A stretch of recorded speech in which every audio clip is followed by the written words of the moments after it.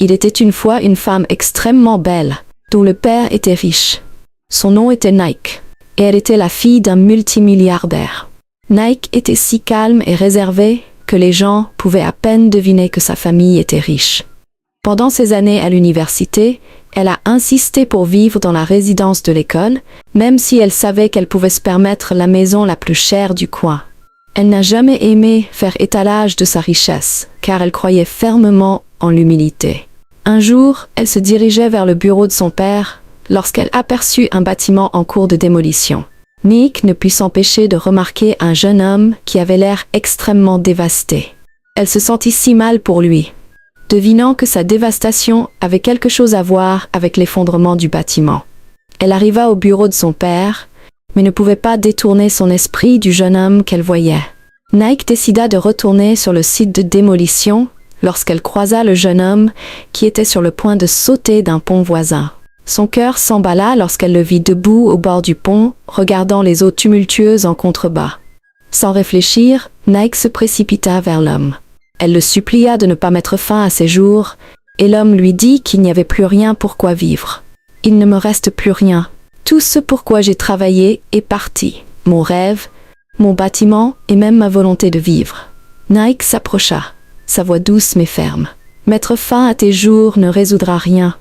Je ne connais pas ton histoire, mais je sais que tu vaux plus que ce moment. » Pendant un long moment, le jeune homme la fixa du regard. Mais quelque chose dans les yeux de Nike, un mélange de compassion et de force, l'empêcha de faire le dernier pas. Il s'éloigna du bord du pont, son corps tremblant, tandis qu'il remerciait Nike de lui avoir sauvé la vie. Le jeune homme, qui s'appelait Timmy, commença à lui raconter l'histoire de sa vie. Le bâtiment qui venait d'être démoli était l'œuvre de sa vie. Un petit bureau technologique prometteur qu'il avait construit de toutes pièces. Un litige judiciaire concernant la propriété du terrain avait conduit à sa démolition, et c'est ainsi que les rêves de Timmy ont été réduits en cendres. Nike l'écouta attentivement pendant qu'il lui déversait son cœur. Elle ne pouvait pas croire ce qu'il avait traversé, et décida de l'aider. Nike présenta Timmy à son père, qui accepta de l'aider. Timmy ne pouvait pas croire que la vie avait décidé de lui sourire. Sa start-up technologique reprit son envol, et peu de temps après, les investisseurs commencèrent à affluer, et son petit rêve se transforma en un empire florissant. Timmy ne pouvait pas croire à quel point sa vie avait changé. De se tenir debout au bord d'un pont, à diriger des réunions dans des salles de conférence aux parois de verre. Nike l'accompagna à chaque étape du chemin, l'encourageant et lui offrant une force tranquille sur laquelle il avait appris à compter. Au milieu de son succès, Timmy commença à développer des sentiments pour Nike. Ils passèrent du temps ensemble et devinrent rapidement un couple. Un jour, alors que Nike et Timmy sortaient du cinéma, une belle jeune femme s'approcha de lui pour se présenter. Elle s'appelait Miwa. Elle était grande, élégante et se tenait avec un air de supériorité. Son maquillage était impeccable et sa tenue de créateur criait richesse et privilège. Elle se dirigea droit vers Timmy et lui tendit sa main parfaitement manucurée. « Bonjour Timmy, je m'appelle Miwa », dit-elle avec un sourire sur le visage. Timmy hésita avant de lui serrer la main, son esprit se demandant qui elle était. « Est-ce que je te connais ?» demanda-t-il, tandis que Miwa riait doucement, ignorant Nike qui se tenait à côté de lui. Elle ignora complètement Nike, agissant comme si elle était invisible. « Pas encore, mais bientôt tu apprendras à me connaître. J'ai suivi le succès de votre entreprise et je dois dire que je suis très impressionnée. Je pense que nous avons beaucoup de choses à discuter au cours d'un dîner, peut-être. » Elle demanda à Timmy en lui tendant son téléphone pour entrer son numéro. Timmy, encore sous le choc, donna son numéro à Miwa en lui promettant de l'appeler. Nike, qui se tenait là depuis le début, sentit sa poitrine se serrer. Le mépris flagrant de Miwa pour sa présence n'était pas seulement irrespectueux. C'était comme une insulte à son existence même. Mais Nike garda son sang-froid, s'efforçant de ne pas créer de scène en public. Ils se dirigèrent vers la voiture et Nike resta silencieuse. Timmy ne put s'empêcher de remarquer son silence. Il lui tendit la main et lui demanda si elle allait bien, et Nike força un sourire. « Je vais bien, Timmy. Je ne me sens juste pas à l'aise avec elle.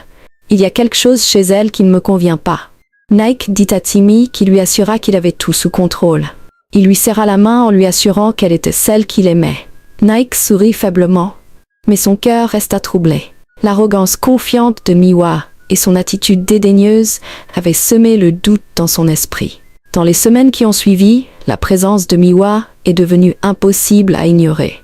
Elle a commencé à se rendre fréquemment au bureau de Timmy, à lui envoyer des cadeaux coûteux et à l'inviter à des dîners exclusifs et à des événements professionnels. Nike a recommencé à en parler un soir pendant qu'il dînait. « Timmy, elle est partout. Elle t'appelle tout le temps, t'envoie des SMS et débarque à ton bureau sans prévenir. Je n'aime pas ça, Timmy. » « Nick, » a dit Timmy en posant sa fourchette, « Miwa n'est qu'une affaire de business. Elle aide l'entreprise à conclure de gros contrats. S'il te plaît, ne laisse pas cela s'immiscer entre nous. » Nick a soupiré et laissé tomber l'affaire. Mais au fond d'elle-même, elle savait que Miwa avait quelque chose dans sa manche. Malgré la tension, Timmy a demandé Nike en mariage le jour de son anniversaire. C'était une surprise tellement agréable, car Nike ne l'avait pas vue venir. Elle était assise là, admirant sa bague, lorsqu'elle a reçu un appel lui disant que ses parents avaient été kidnappés. « Nous avons tes parents.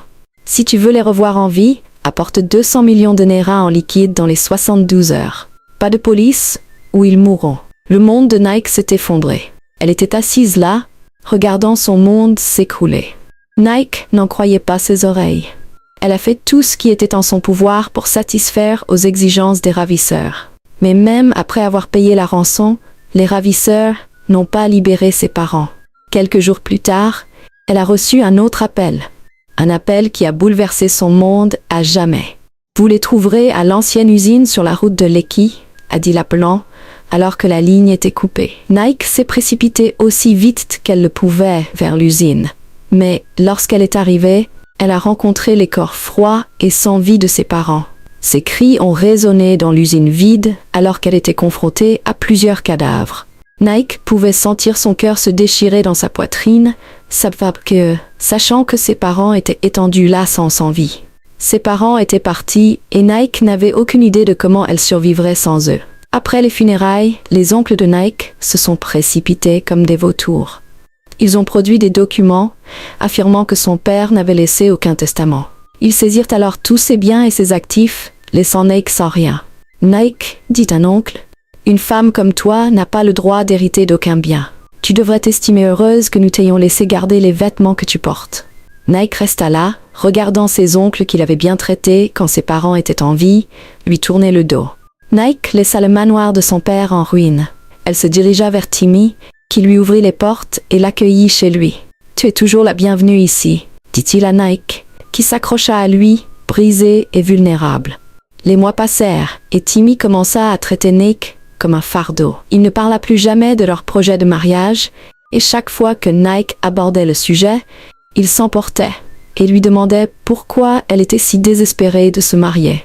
L'amour qu'il avait pour elle s'était évanoui, et chaque jour qui passait était rempli de nouvelles disputes. Timmy était désormais distant, et sa présence autrefois chaleureuse et rassurante était remplacée par une froide indifférence. L'homme qui avait promis de rester à ses côtés, quoi qu'il arrive, était devenu un étranger qu'elle avait du mal à reconnaître. Nike essayait d'ignorer la distance grandissante entre eux, espérant que ce n'était que le stress du travail. Mais au fond d'elle, elle savait que quelque chose n'allait pas. Miwa traînait toujours dans l'ombre. Sa présence était même devenue plus prononcée qu'avant. Nike décida d'en parler à Timmy. Elle attendit qu'il revienne du travail, mais Timmy ne rentra pas à la maison ce soir-là. Elle l'appela plusieurs fois, mais il ne répondit pas. Nike resta éveillée toute la nuit, espérant et priant pour que rien ne lui soit arrivé. Elle ne pouvait pas supporter l'idée qu'il lui arrive quelque chose de mal, après toute la tragédie qu'elle avait endurée dans le passé. Le matin venu, Timmy rentra chez lui, sans aucune explication sur l'endroit où il avait passé la nuit. Nike le confronta, mais Timmy lui fit savoir qu'il avait le droit de faire ce qu'il voulait. « Je suis l'homme dans cette relation et tu n'oses pas remettre en question mon autorité, » dit-il à Nike, qui se tenait là, choquée d'entendre cela de sa part.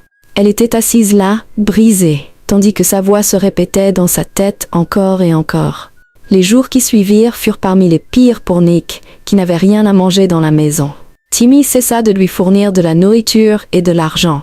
Il s'assura de manger avant de rentrer à la maison, sans se soucier du fait que Nike n'avait rien à manger. La tension entre eux devint insupportable, car Nike commença à se sentir comme une étrangère dans la maison où elle se sentait autrefois en sécurité. Un soir, alors qu'une forte pluie tombait sans relâche du ciel, Nike entendit un coup violent à la porte. Elle ouvrit la porte et vit Miwa, debout là. Elle était vêtue d'une robe coûteuse et ses cheveux étaient parfaitement coiffés, malgré le temps pluvieux. Timmy m'a invité, dit Miwa, d'un ton suffisant, alors qu'elle repoussait Nike et entrait dans la maison. Nike sentit sa poitrine se serrer. Elle suivit Miwa dans le salon, où Timmy était déjà assis, sirotant un verre de whisky. « Timmy, qu'est-ce qu'elle fait ici ?» demanda Nike d'une voix tremblante, alors que Timmy posait son verre et levait les yeux vers elle. Son visage se tordit de colère. « Elle est ici parce que je l'ai invitée ici, dit-il sans aucun remords dans la voix. Miwa est une femme que tu ne serais jamais. Elle resterait ici avec moi, et j'aimerais que tu fasses tes valises sales maintenant et que tu quittes ma maison. » Miwa sourit en s'asseyant à côté de Timmy, ses ongles parfaitement manucurés tapotant contre la coudoir, alors qu'elle fixait Nike, qui se tenait là, figé et incapable de parler. Le bruit de la pluie frappait les fenêtres, tandis que Nike essayait de retenir ses larmes. Elle rappela à Timmy comment elle l'avait soutenu quand il n'avait rien. « Je t'ai emmené chez mon père, et mon père a utilisé ses relations pour faire de toi ce que tu es aujourd'hui. » Timmy lui rit au visage et lui dit de dire à son père décédé d'utiliser ses relations pour revenir à la vie. « Si ton père était aussi puissant que tu le prétends, il ne serait pas mort aujourd'hui, alors manque-moi avec tes conneries. » Il dit à Nike, à qui il dit de quitter sa maison. Nike ne pouvait pas croire que Timmy l'envoyait dehors à cause d'une autre femme. Elle resta là pendant 1 minute, tandis qu'elle regardait Miwa et Timmy, qui s'embrassaient maintenant en sa présence. Nike ne pouvait pas contrôler sa colère. Elle demanda à Timmy pourquoi il avait décidé de choisir Miwa plutôt qu'elle. Après tout ce qu'ils avaient traversé, et Timmy lui informa qu'elle ne lui était d'aucune utilité. « Sans ton père, tu n'es rien d'autre qu'un fardeau pour moi. Que vais-je faire avec une femme qui compte sur moi pour tout ? Tu ne peux même pas te permettre d'acheter une serviette hygiénique. Parle encore plus de contribuer à quelque chose de significatif dans ma vie, lui dit-il en la poussant hors de sa maison sous la pluie. Nike pouvait entendre leur rire moqueur alors qu'elle se tenait devant la maison. Elle se tenait là, le cœur brisé, car elle ne pouvait pas croire que Timmy lui ferait un jour une chose pareille. Elle pleurait amèrement en pensant à ses défunts parents. Nike n'avait nulle part où aller.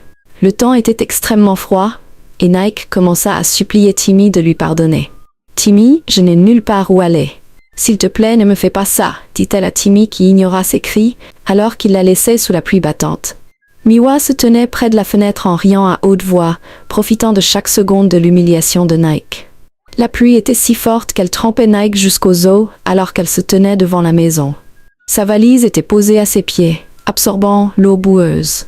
Elle regardait fixement la porte, espérant et priant que Timmy vienne la chercher. Mais Timmy la laissa à son sort. La tempête grondait autour d'elle, mais la douleur dans sa poitrine était encore plus forte. « J'aimerais que tu sois là, maman. »« Papa » murmura-t-elle à travers ses larmes. « Je suis tellement perdue sans toi. » Le monde semblait froid, vide et cruel. Nike se souvenait de la façon dont son père la protégeait toujours de la pluie quand il était là. Il enlevait sa veste et la plaçait au-dessus de sa tête sans se soucier de la pluie qui tombait sur lui. Il avait tant sacrifié pour elle et Nike souhaitait qu'il soit encore en vie. Ses larmes coulaient alors que les souvenirs revenaient en masse. Alors que la pluie continuait de tomber, Ad, l'agent de sécurité de la maison voisine, s'approcha d'elle et lui proposa de rester chez lui. Nike n'en croyait pas ses oreilles. Elle se précipita rapidement vers sa petite maison de gardien, car la pluie avait trempé ses os. Ad, qui était un homme au bon cœur, commença à prendre soin d'elle. Il ouvrit la porte de sa petite chambre, qui était petite et propre. « Mon patron est parti en voyage à l'étranger et ne reviendra avant des semaines, » expliqua Ad, tout en assurant à Nike qu'elle pouvait rester. Nike, assise dans un coin, le remercia pour sa gentillesse. Il lui fournissait de la nourriture ainsi que tous les autres éléments essentiels à la vie, et Nike lui en était très reconnaissante.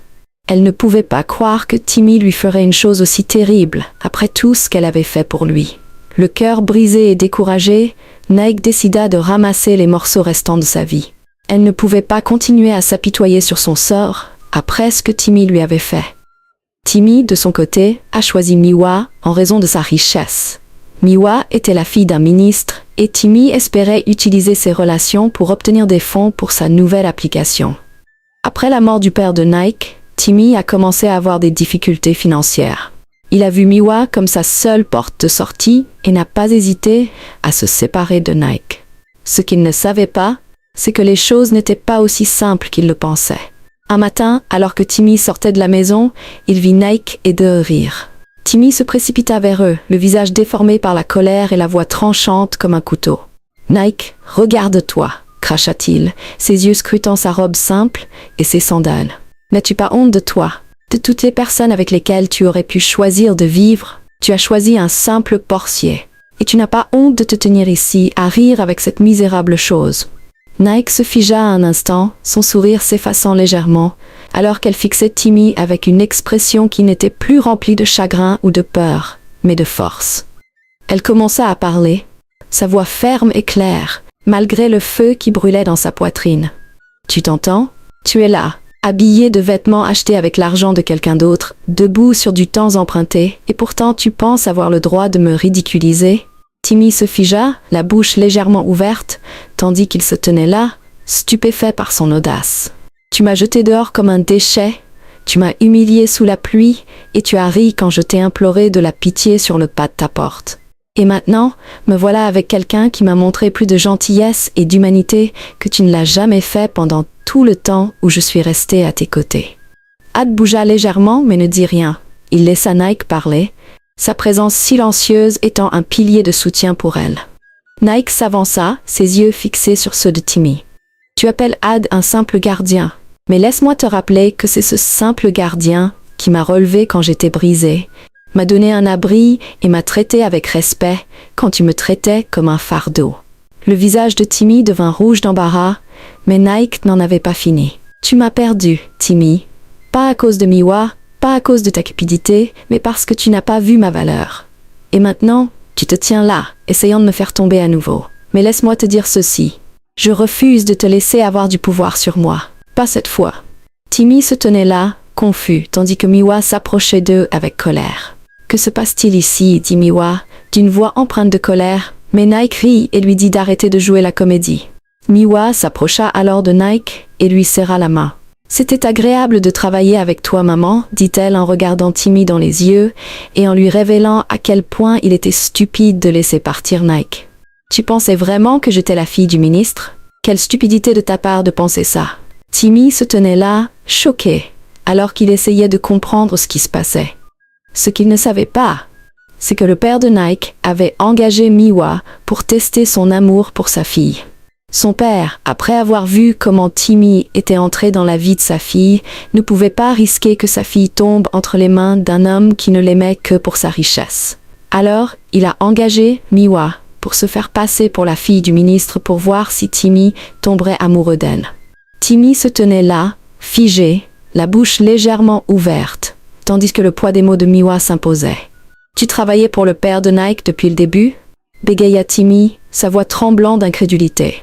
Miwa sourit, croisant les bras. « Oui, Timmy. Chaque geste que j'ai fait, chaque sourire, chaque message texte, tout cela faisait partie du plan. Tu as été testé et tu as échoué lamentablement. Tes actions ont prouvé que tu n'étais pas digne de l'amour de Nike. » Nike se tenait là, sa posture confiante, ses yeux brillants de clarté et de force. « Mon père m'aimait trop pour me laisser tomber entre les mains d'un homme qui m'échangerait contre quelques pièces et des faveurs politiques. Tout, les tests, la trahison, tout était planifié. » Les genoux de Timmy fléchirent alors qu'il tituba en arrière. Cependant, elle n'avait pas tout perdu au profit de ses oncles, comme Timmy l'avait pensé. Son père avait laissé un testament, mais Nike avait gardé ce fait secret, sachant que ses oncles essaieraient de s'approprier la richesse de son père. Elle ne leur avait donné accès qu'à une petite partie de sa richesse, juste pour atteindre son objectif. Nike était toujours en possession de tout ce que son père avait possédé, car le testament de son père lui donnait la possession de toute sa richesse. Le visage de Timmy pâlit lorsque le poids des paroles de Nike s'abattit sur lui. La prise de conscience qu'il n'avait été qu'un pion dans un plan soigneusement orchestré le frappa comme un marteau pilon. Alors qu'il se tenait là, Aide, qui avait silencieusement regardé toute l'affaire se dérouler, s'avança et s'approcha de Nike. Il lui tendit une petite enveloppe contenant des photos. Des photos qui montraient l'implication de Timmy dans l'enlèvement et la mort de ses parents. Nike n'en croyait pas ses yeux. Ses mains tremblaient alors qu'elle feuilletait les photos. Chaque image décrivait une histoire horrible. Timmy parlait avec les ravisseurs, échangeait des documents et transmettait des détails qui ne pouvaient provenir que d'une personne proche de sa famille. Elle avait les genoux qui faiblissaient, mais elle faisait de son mieux pour se ressaisir. « Tu as été impliqué dans la mort de mes parents ?» La voix de Nike tremblait, ses yeux remplis de larmes retenues. Timmy bégaya, reculant, le visage pâle. « Nike, ce n'est pas ce que tu penses. Je ne voulais pas que ça aille aussi loin. Arrête. » La voix de Nike claqua comme le tonnerre. « Tu as trahi ma famille, tu m'as trahi et tu as causé la mort de mes parents. Tout ça pour de l'argent ?» Timmy tomba à genoux, les mains jointes. « Nike, s'il te plaît. » J'étais désespérée. Je me noyais dans les dettes, je ne voulais pas qu'ils meurent. Je voulais juste l'argent, mais en chemin, ils ont essayé de s'échapper et ont été abattus. « Arrête de mentir, Timmy », coupa Ad, sa voix froide et autoritaire. « Nous avons suffisamment de preuves pour prouver que tu voulais les tuer, afin d'épouser leur fille et de prendre possession de tout ce que son père avait jamais possédé.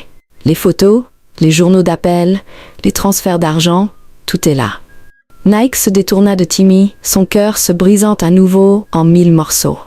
Adès sortit son téléphone et fit signe à une équipe qui attendait à proximité. Quelques instants plus tard, les voitures de police s'arrêtèrent en trombe devant la maison. Des policiers armés firent irruption, menottant Timmy qui gémissait et implorait sa clémence. « Nike, s'il te plaît, Nike, pardonne-moi !» hurla Timmy tandis que les policiers l'emmenaient. Pendant tout ce temps, Nike pensait qu'Ad n'était qu'un gardien. Ce qu'elle ne savait pas, c'est qu'il était détective à l'unité des crimes spéciaux. Son père l'avait engagé bien avant son décès pour surveiller sa fille. Il avait des soupçons sur Timmy et avait demandé à Ad de le surveiller de près.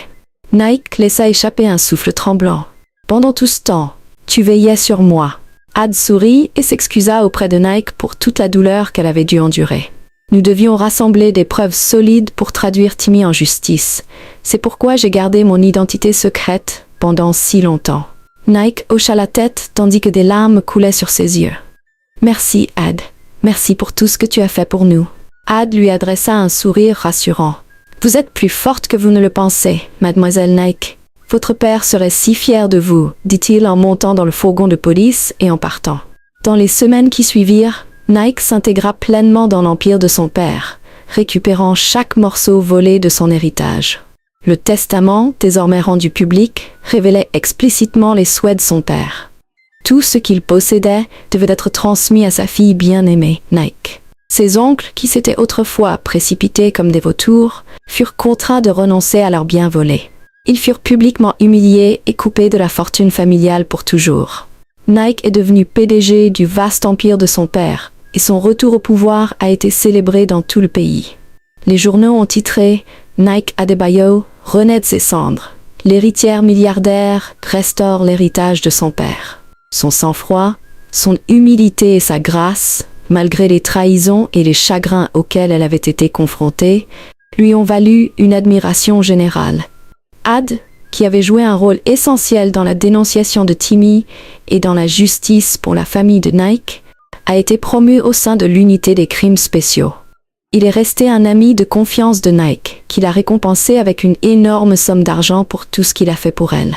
Un jour, alors que Nike était assise avec Ad dans son bureau, elle lui a demandé comment il avait obtenu les photos. Et Ad lui a révélé qu'un photographe qui prenait des photos près de l'usine avait entendu des voix étranges et avait décidé de vérifier. Il avait tout vu et avait pris des photos sans qu'il le sache. Nike a fondu en larmes en imaginant la douleur de ses parents. Ad l'a réconforté et rassuré en lui disant que tout irait bien. Et Nike a laissé échapper un léger sourire en regardant la photo de son père accrochée dans son bureau. Timmy, cependant, a été condamné à la prison à vie. Il a vécu le reste de sa vie dans le regret et a souhaité ne jamais laisser la cupidité prendre le contrôle de sa vie. La leçon à tirer de cette histoire est que le vrai caractère se révèle dans les moments de pouvoir et d'adversité. Ne laissez jamais la cupidité, l'arrogance ou la soif de richesse vous aveugler sur les personnes qui se soucient vraiment de vous. Rappelez-vous toujours que l'intégrité, la loyauté et l'humilité sont les plus grands trésors qu'une personne puisse posséder. J'espère que vous avez apprécié l'histoire.